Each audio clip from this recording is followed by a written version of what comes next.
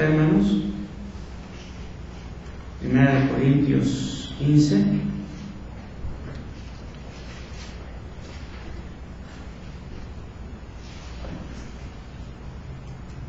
Los versículos 1 al 8 que abordan el tema o son base para abordar el tema. Como siempre, aparece en nuestro boletín. Este pasaje, hermanos, vamos a leerlo juntos. 1 Corintios 15, 1 al 8, dice la palabra: Además os declaro, hermanos, el evangelio que os he predicado, el cual también recibisteis, en el cual también perseveráis, por el cual asimismo, si retenéis la palabra que os he predicado, sois salvos, si no creísteis en vano. Porque primeramente os he enseñado lo que asimismo recibí, que Cristo murió por nuestros pecados conforme a las Escrituras, y que fue sepultado y que resucitó al tercer día conforme a las Escrituras, y apareció a Cephas y después a los 12. Después apareció a más de 500 hermanos a la vez, de los cuales muchos viven aún y otros ya duermen. Después apareció a Jacobo, después a todos los apóstoles, y al último de todos, como un favoritivo, me apareció a mí. Amén. Vamos a ver. Te damos gracias, Padre nuestro, porque con el hecho histórico que narra tu santa palabra y la interpretación en lenguaje muy limitado nuestro, diríamos en la interpretación teológica de San Pablo, le da el significado amplio y trascendente para tu iglesia. Parte de ella, Betel, los que estamos aquí, hemos leído esta porción de las Escrituras, esperando que, como fruto de ella y el lenguaje del profeta, no vuelva vacía, sino cumpla el propósito por el cual ha sido leída y también base de la exposición en este día. Sé con cada uno de nosotros y a través del mensaje, pertréchanos, prepáranos, equípanos, Señor, para reintegrarnos mañana, cada uno a la labor que le corresponde, siempre en el entendido que somos pueblo tuyo. Oramos en Cristo Jesús. Amén. Pueden sentarse, hermanos, por favor.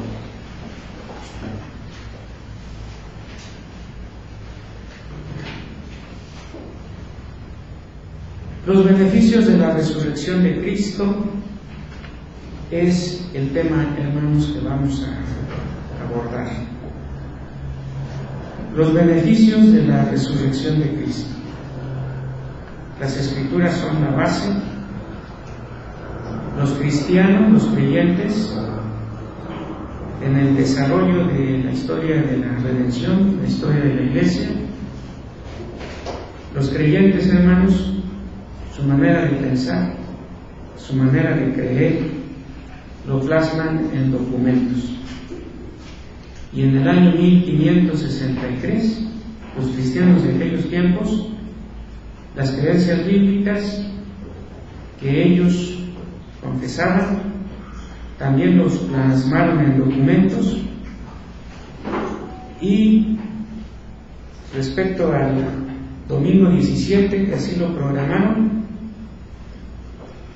el tema que aborda la palabra en sus 4 evangelios y que lo retoma el apóstol San Pablo para darle una interpretación teológica profunda y amplia, ellos, nuestros antepasados de 1563, lo incorporaron en forma de pregunta, y en esta nos preguntan a nosotros y a los de su tiempo de la siguiente manera: ¿Qué nos aprovecha la resurrección de Cristo?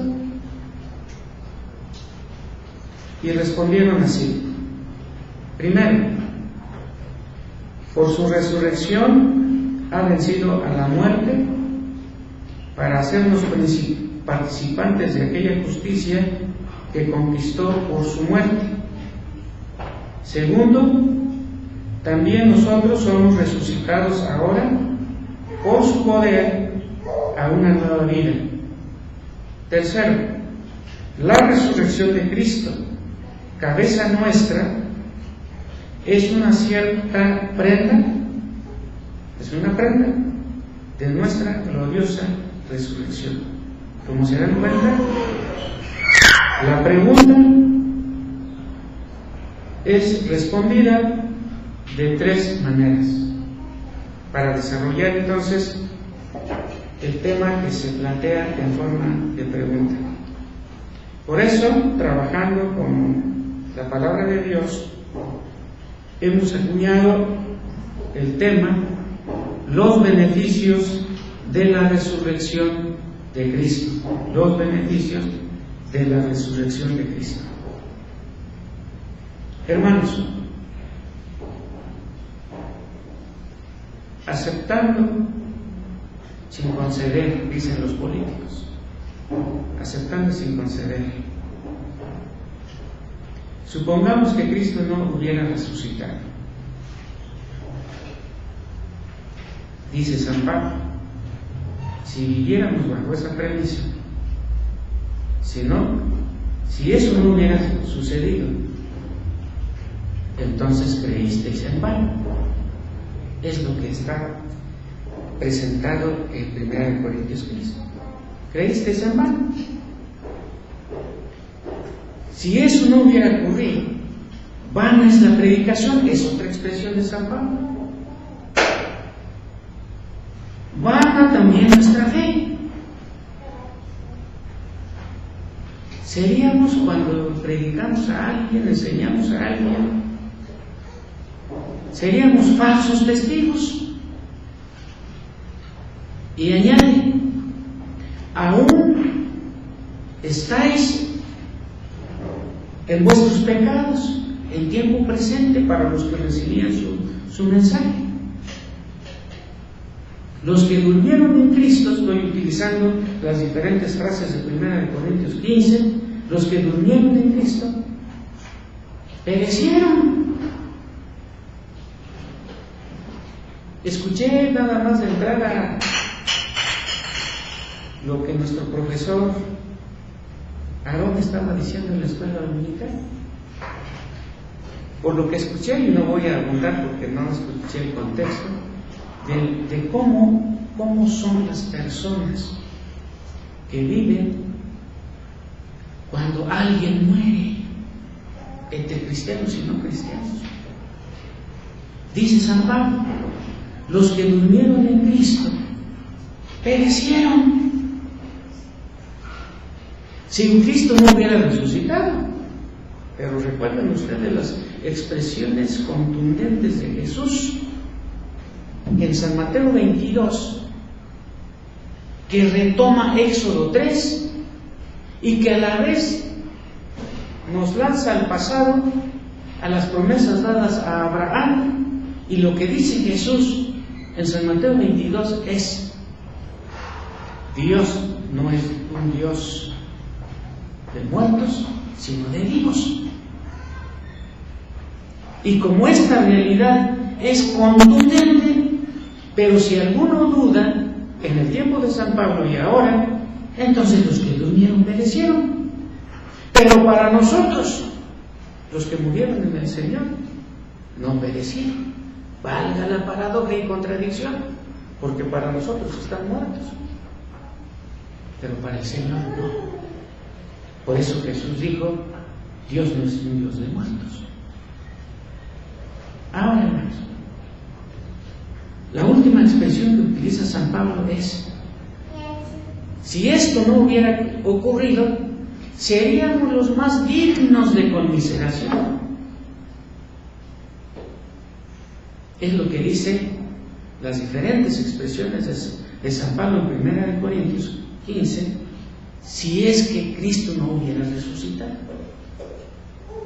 Pero es muy hermoso, hermanos, lo que dice en el 20, después de haber planteado la problemática, va dando la alternativa y la solución.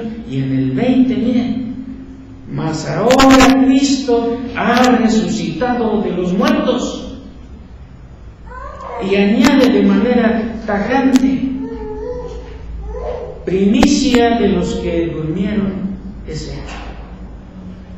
Ahora, hermanos, nosotros como cristianos no vamos a ignorar que en el mundo en el que nosotros vivimos y que estamos inmersos, el pensamiento de los no creyentes, y muchas veces es lo más peligroso, cuando algunos que se denominan creyentes niegan la resurrección. Ustedes no están para saber, pero yo sí para decírselos. En el mundo de la teología, hermanos, y particularmente los que tienen su base en la teología alemana y que se desviaron de la teología de la Reforma, que de Ginebra, Suiza y de Alemania se fueron un poco hacia a los que conocemos como los Países Bajos, Bélgica y Holanda, principalmente Bélgica y Holanda. La Reforma tomó para esos lugares, para entrar después para Inglaterra y Escocia, también rumbo a Inglaterra y después a Estados Unidos. Ellos confesaron, hermanos, lo que nosotros creemos, pero muchos teólogos alemanes inclusive acuñaron la famosa frase, la teología de la desmitologización. ¿Y qué es la teología de la desmitologización? Rudolf Bultmann, por ejemplo, dice en sus escritos, nosotros debemos predicar la verdadera palabra, y que denominan el querigma, que es un término griego, la proclamación.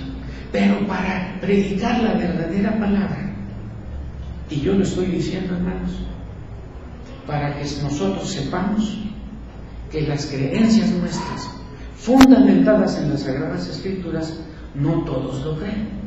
Y en muchos casos incluye a aquellos que se denominan teólogos, inclusive creyentes, pero regreso a la expresión, para predicar el verdadero querigma hay que quitar de esta palabra los mitos.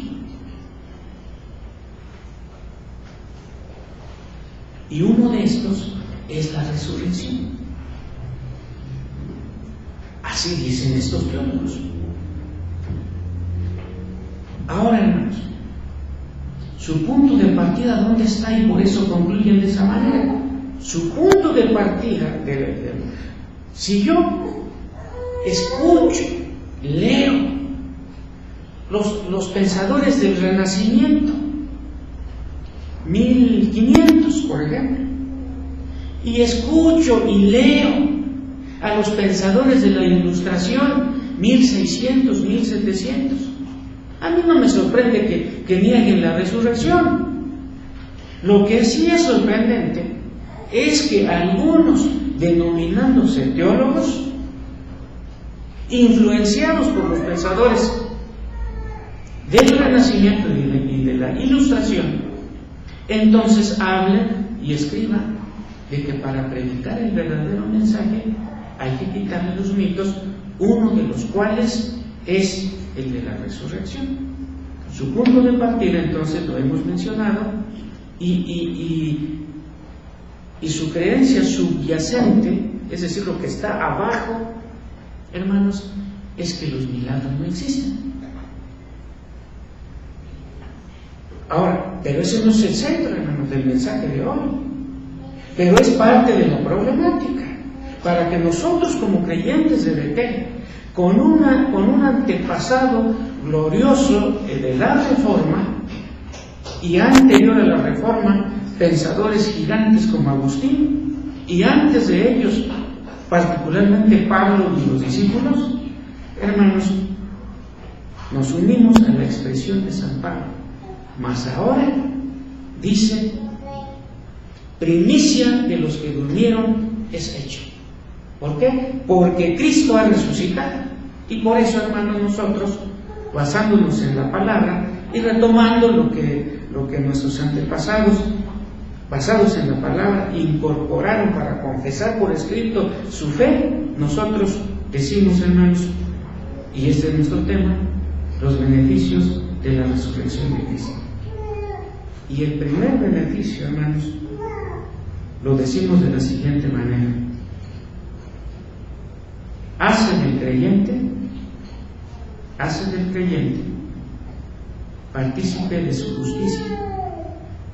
¿Quién? Cristo, en su resurrección, cuando resucita. ¿Cómo beneficia a la iglesia? Haciendo del creyente partícipe de su justicia. Imaginémonos, hermanos, vamos a crear un escenario mental. Cristo ha resucitado.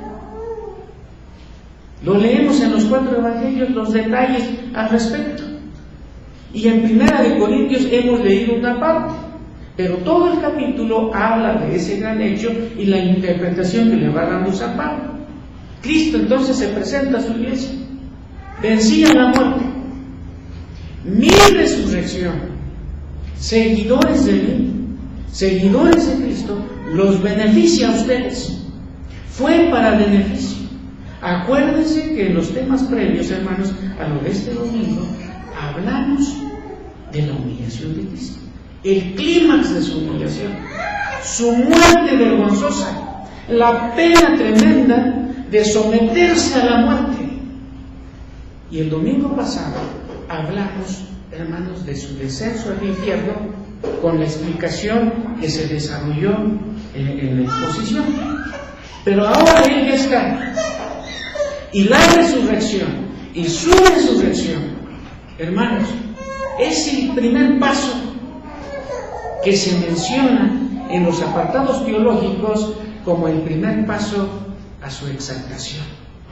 Porque su humillación empezó cuando fue concebido en el vientre de su mamá. Y el clímax fue su muerte en la cruz, su muerte vergonzosa. Pero ahora ha resucitado. Y entonces dice a los creyentes en la imaginaria del escenario creado en nuestra mente y en nuestro corazón: aquí estoy. Y todo lo que padecí y todo lo que sufrí, incluyendo ahora mi resurrección, te beneficia a ti. Y el primer beneficio que incluye es: hace del creyente participante de su justicia. Fíjense, hermanos, lo que nos dice el mismo apóstol San Pablo en el libro de Romanos, el capítulo 4, el versículo 25. Y ahí conjunta las dos cosas: el clima de su humillación y el primer paso de su exaltación. 4:25, Romanos 4:25. El cual, y ese cual se refiere, hermanos, al Señor nuestro, con el cual termina el versículo 24. Jesús, Señor nuestro. Y en el 25 dice, refiriendo a ese Jesús, Señor nuestro, el cual fue entregado por nuestras transgresiones, el clima de su humillación. Y luego añade, miren, y resucitado, ¿con qué objetivo, hermanos? Para nuestra justificación. Por eso, los beneficios de la resurrección de Cristo: 1, hace del creyente partícipe de su justicia. Ya resucitó. Y se dirige a su iglesia y lo escribe San Pablo, Virgilio, Juan: fui humillado, pero yo me sometí voluntariamente y ahora aquí estoy. Y toda esta obra que yo hice, ¿sabes para qué? ¿Por qué y para qué? Para que la justicia mía te lo dé a ti. Hace del creyente partícipe de su justicia. Miren, fue entregado por nuestras transgresiones y resucitado para nuestra justificación. Todo creyente en Cristo, entonces, hermanos, con todos nuestros defectos, somos justos en Cristo. ¿A partir de qué? A partir de su resurrección.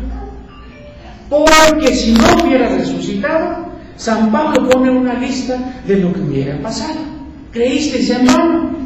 Vana es la predicación, vana también nuestra fe. Todos los creyentes se constituirían en falsos testigos. Aún estáis en vuestros pecados. Todos sus difuntos perecieron definitivamente. Somos los más dignos de conmiseración. Pero hecho, efectuado, llevándose a cabo la resurrección, entonces para todos los creyentes es, hermanos, impuesto sobre sus personas, imputado a sus personas, utilizando la expresión del Salmo 33. Bienaventurado ese varón que Dios no imputa pecado. ¿Por qué? Porque el pecado fue puesto hacia Cristo. Y la justicia de Cristo, con toda su vida, incluyendo la etapa final de su vida, que fue su muerte y luego su resurrección, entonces la justicia de Él es puesto sobre el creyente. Por eso la conclusión contundente de San Pablo es: ahora pues, ninguna condenación hay para los que están en ¿quién?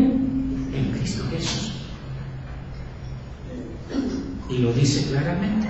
Y resucitado para nuestra justificación. Por eso, hermanos, cuando leemos, por ejemplo, 1 Corintios 1:31,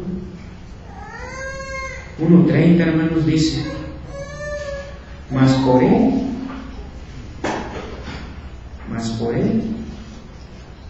él se refiere a Dios entre los versículos previos. Y en el 30 entonces de 1 Corintios 1, mas por Él, es decir, por Dios, estáis vosotros en Cristo Jesús, el cual nos ha sido hecho por Dios sabiduría, ¿y qué más? Justificación, santificación y redención. En relación al tema, justificación. Entonces, hermanos, los beneficios de la resurrección de Cristo hacen del creyente partícipe de su justicia. Segundo beneficio, a partir de 1 de Pedro 1:3 podremos, hermanos, sacar el segundo beneficio. Y en 1 de Pedro, hermanos, 1:3, este apóstol del Señor nos dice lo siguiente: bendito el Dios y Padre de nuestro Señor Jesucristo, que según su grande misericordia nos hizo renacer para una esperanza viva. Nos hizo renacer. En palabras de Jesús, nacer de nuevo. ¿Qué es renacer? Nacer de nuevo. ¿Qué es el renacimiento? Este movimiento filosófico del siglo XVI, últimos años del siglo XV y el siglo XVI, el renacimiento, nacer de nuevo, pero crearse a sí mismo. Yo no necesito ser un hombre nuevo a partir de las enseñanzas de Dios, a partir de las enseñanzas de la Biblia. Yo puedo nacer de nuevo engendrándome a mí mismo. Por eso el renacimiento es una declaración secularista y de rebeldía contra Dios. Yo puedo crearme a mí mismo. ¿Y la reforma qué enseñó? Podemos nacer de nuevo, pero en Cristo, en las Escrituras, en el sacrificio, en la sola fe, en la sola Escritura. Solo Cristo, etc. Los beneficios de la resurrección de Cristo: resucita al creyente a una nueva vida. Bendito el Dios y Padre de nuestro Señor Jesucristo, que según su grande misericordia nos hizo renacer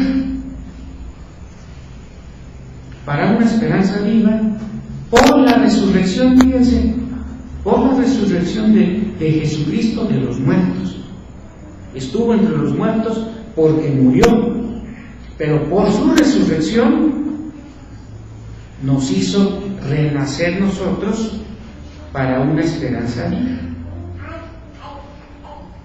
Y segunda de Corintios 5:17, que conocemos, hermanos,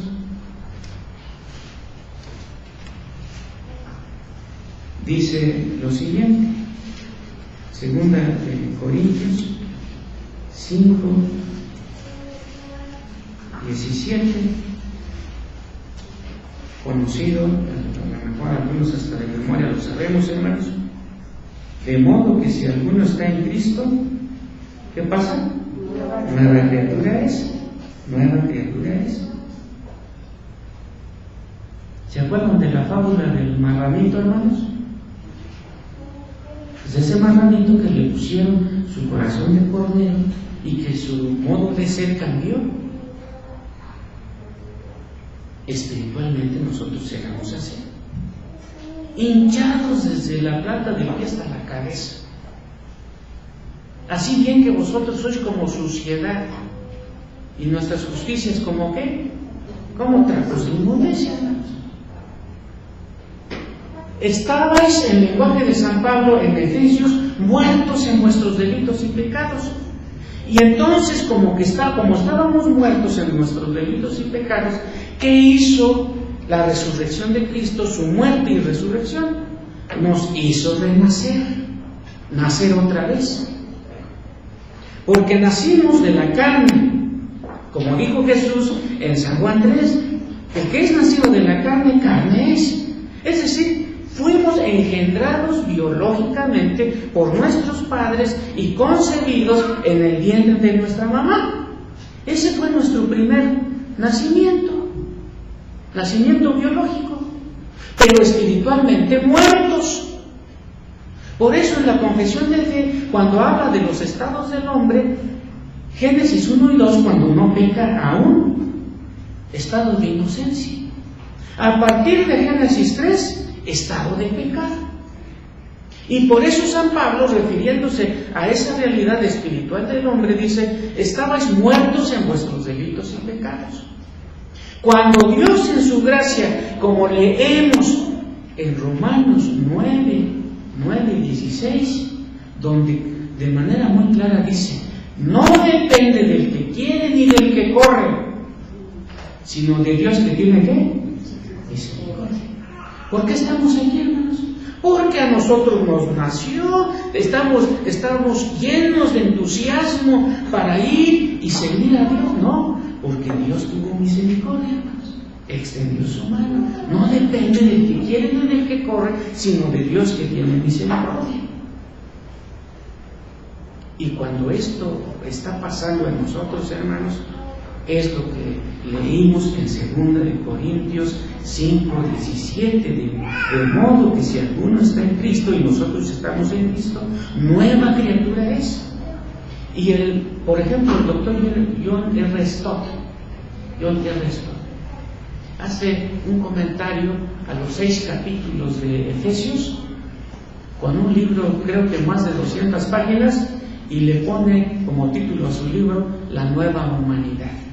¿Y de dónde está el lenguaje? De versículos como el que hemos, hermanos, leído. Nos hizo renacer, dice Pedro. ¿Y qué dice Pablo? De modo que si alguno está en Cristo, nueva criatura es. Ya no es el cochinito, ya no es el muerto en delitos y pecados. Ya trabajó el Espíritu Santo para que de ese valle de huesos secos, como leemos en Ezequiel 37, entonces recobren vida. Y es el mismo lenguaje. Inclusive, hermanos, miren, en la mañana, muy de mañana, estaba yo checando el griego y aparece la misma palabra. que cuando en Mateo 1 decimos o leemos que Abraham engendró, por ejemplo, a Isaac.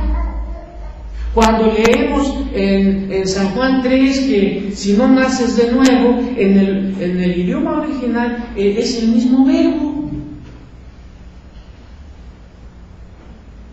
Y cuando habla, hermanos, de renacer,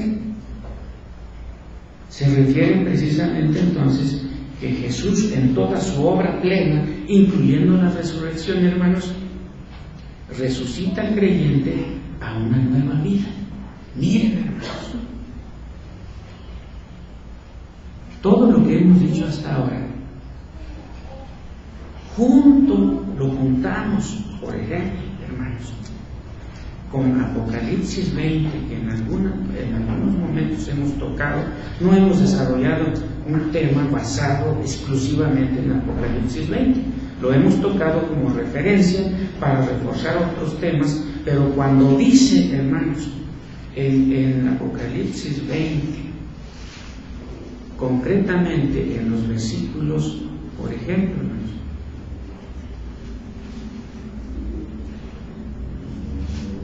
5,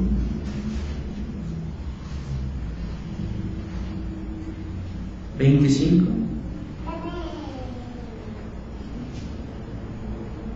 donde dice: pero los otros muertos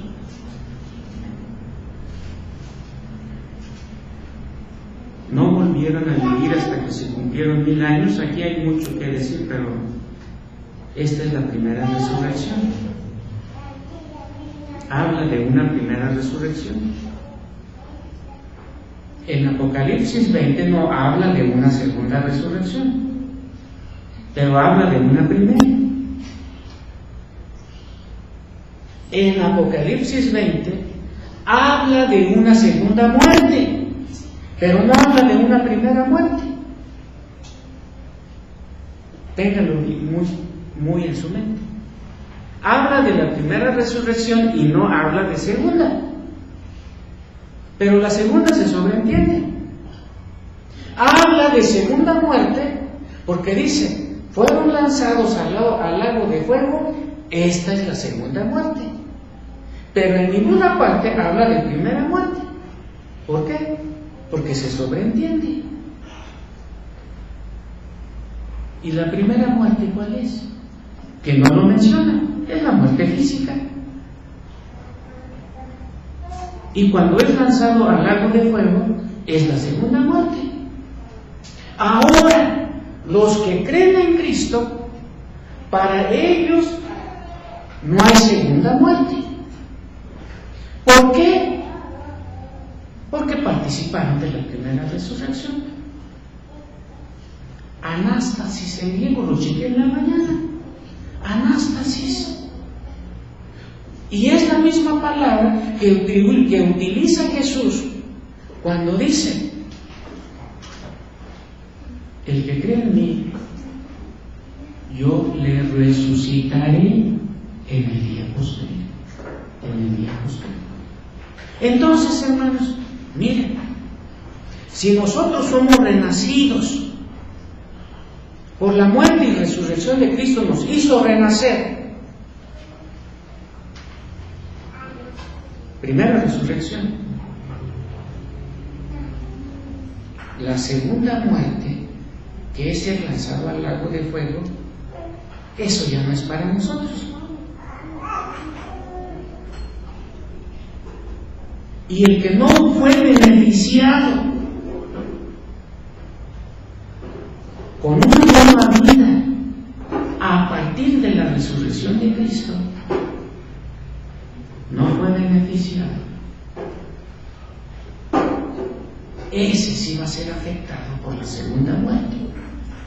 Esto está un poquito complicadito, pero los beneficios de la resurrección de Cristo: resucita al creyente a una nueva vida.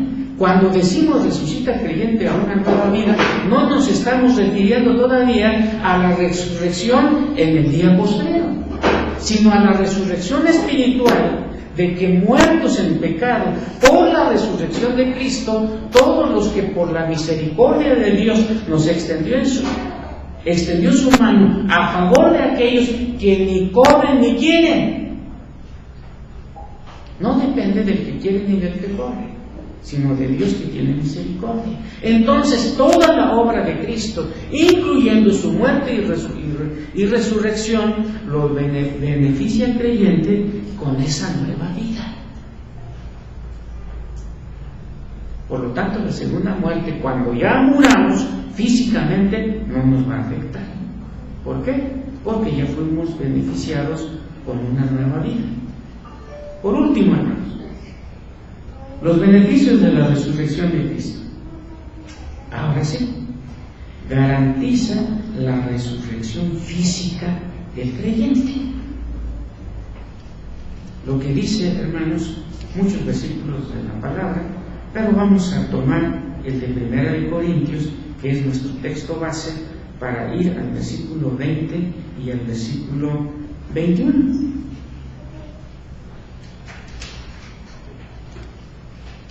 Este pasaje de la palabra dice así: después de haber puesto la problemática de lo que ya hemos mencionado en la introducción, en la parte del versículo 20 y luego el 21, el apóstol dice: mas ahora Cristo ha resucitado de los muertos, como que si lo dijera gritando, y añade: primicia de los que durmieron es hecho. ¿Y quién es la primicia? Cristo. Y los que durmieron, pues los que en ese momento ya habían muerto. Utiliza un eufemismo y en vez de muerte dice los que durmieron. Primicia de los que durmieron es hecho. ¿Y qué significa esto en razón al punto que estamos abordando? Garantiza la resurrección física del creyente. Ustedes saben, hermanos, no hemos abordado el tema de manera expresa, pero también nos hemos remitido que cuando uno, hablando de los que actualmente vivimos, en el campo cosechan, y su primicia es la primera cosecha, de la cantidad que decida el creyente. Los que vivimos en la ciudad, he citado ejemplo de unos hermanos que conocí, pero respecto a nosotros podríamos decir, tenemos nuestro primer empleo. ¿Qué es la primicia? Pues lo que decidamos dar. ¿Cuánto gano? ¿Cuánto me pagaron a la quincena? Mi primicia puede ser un día de esa quincena. En lo sucesivo, respecto a ese mismo trabajo, ya no vas a dar tu primicia. ¿Qué es lo que vas a dar en las quincenas siguientes? Tu diezmo. Pero tu primicia fue un día de sueldo. O tu primicia por una quincena, eso ya es de acuerdo a lo que el creyente tenga en su corazón. Yo voy a dar como primicia, puede decir algún creyente, una quincena. Y eso es único. En lo sucesivo, ¿qué voy a dar de ese trabajo? Mi diezmo. Trabajó 5 años, 6 años, y ya no está trabajando allí. E inicia un nuevo trabajo, pues procede entonces la primicia. Pero un primer trabajo, doy mi primicia. ¿Qué se sobreentiende que estoy dando mi primicia? Que va a haber más dinero. Jesucristo es la primicia de los que resucitan. Y después nosotros, como dice el 21, por cuanto por la muerte entró por un hombre, también por un hombre la resurrección de los muertos. ¿Y quiénes son esa resurrección de los muertos? Pues los que estaban en ese momento ya muertos, y nosotros que en algún momento vamos a morir. La resurrección de Cristo es garantía de la resurrección nuestra. Por eso nuestro primer punto, hermanos, señalamos eso. Miren, garantiza la resurrección física del creyente. Ahora ya no estamos hablando de la resurrección espiritual, que fue el énfasis del punto 2. Resucita al creyente a una nueva vida. Ahora estamos hablando de la resurrección física cuando Cristo venga por segunda vez, y que también, hermanos, por ejemplo, lo mencionaba creo hace rato, en lo que leemos en San Juan 6:40, en este capítulo, su formato es de narración histórica, y dice, hermanos, de la siguiente manera, San Juan 6:40, dice así: y esta es la voluntad del que me ha enviado, que todo aquel que vea al Hijo y cree en Él, tenga vida eterna. Y Jesús dice: y yo le resucitaré en el día postrero. Pero supongamos que hubiera muerto como todos y no hubiera resucitado. Pero como sí resucitó, entonces su resurrección, hermanos, garantiza la resurrección física del creyente en Él. Finalmente, hermanos, quiero ser breve en la conclusión, y nada más, hermanos, vamos a leer, por ejemplo, los invito a 1 de Juan, capítulo 3, versículo 2. En 1 de Juan, hermanos, la primera carta del discípulo amado, en el capítulo 3, versículo 2, leeremos, hermanos, lo siguiente. 1 de Juan 3:2. Amados, ahora somos hijos de Dios. Ahora somos hijos de Dios. Y aún no se ha manifestado lo que hemos de ser. Aún no se ha manifestado lo que hemos de ser. Y se refiere al tercer punto, después de que resucitemos. Aún no se ha manifestado lo que habemos de ser. Pero sabemos que cuando Él se manifieste, ¿qué pasará, hermanos? Seremos semejantes a Él, porque le veremos tal como Él es. Esto también, hermanos, es fruto de la resurrección de Cristo, y en su segunda venida, cuando nosotros resucitemos, seremos semejantes a Él, dice, porque le veremos tal como Él es. Esto, hermanos, que está en esperanza en nuestro corazón, es efecto coherente y resultado directo de los beneficios de la resurrección de Cristo, que, como hemos señalado hoy, hace del creyente partícipe de su justicia. Resucita el creyente a una nueva vida. Y finalmente, hermanos, garantiza la resurrección física del creyente. Que así sea, hermanos, y confiar en esto es dirigir nuestra vida y vivirla ante el rostro de Dios, y vivir, como dice Habacuc, y lo repite San Pablo en Romanos 1:17, el justo por la fe vivirá. Nos ponemos de pie, hermanos, para orar. Dar gracias a Dios por su palabra, que nos da la fortaleza, fundamenta lo que creemos. Te damos muchas gracias, Padre nuestro, porque en Cristo Jesús somos tus hijos, y mediante tu Santo Espíritu, como escribiera San Pablo, perfeccionarás lo que iniciaste hasta el día de Jesucristo. Te damos gracias porque el hecho histórico de la resurrección de Jesús nos libra a nosotros de que produzcamos conmiseración, que nuestra fe y la predicación sea vana, porque ahora, como gritara San Pablo, Cristo ha resucitado de los muertos, y nosotros nos podemos alegrar porque primicia de los que durmieron es hecho. Te damos gracias, Padre, porque mediante la resurrección de Cristo, como hemos visto, nos hace partícipes de su justicia. y nos resucita a una vida nueva. Y esa vida nueva empieza desde la vida presente y entre tanto militamos en tu iglesia que está en esta tierra.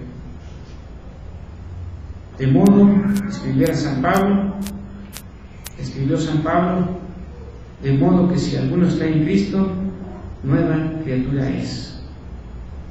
Y por su resurrección, reiteraba el apóstol Pedro, nos hace renacer.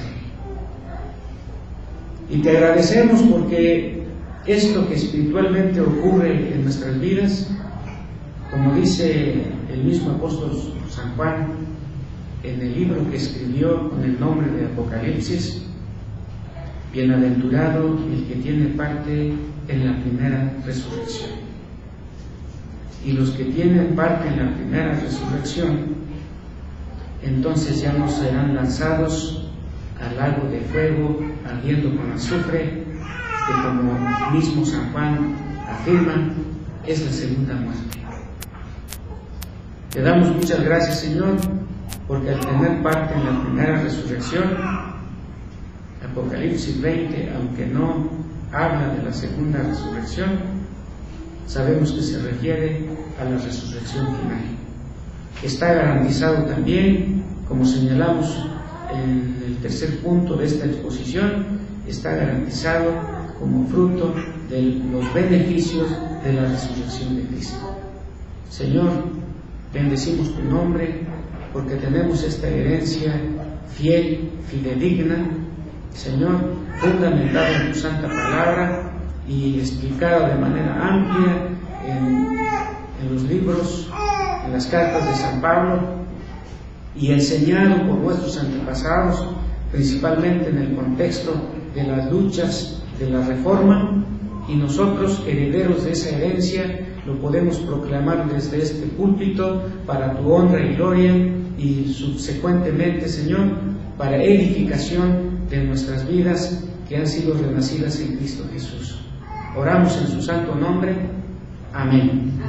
Pueden sentarse, hermanos.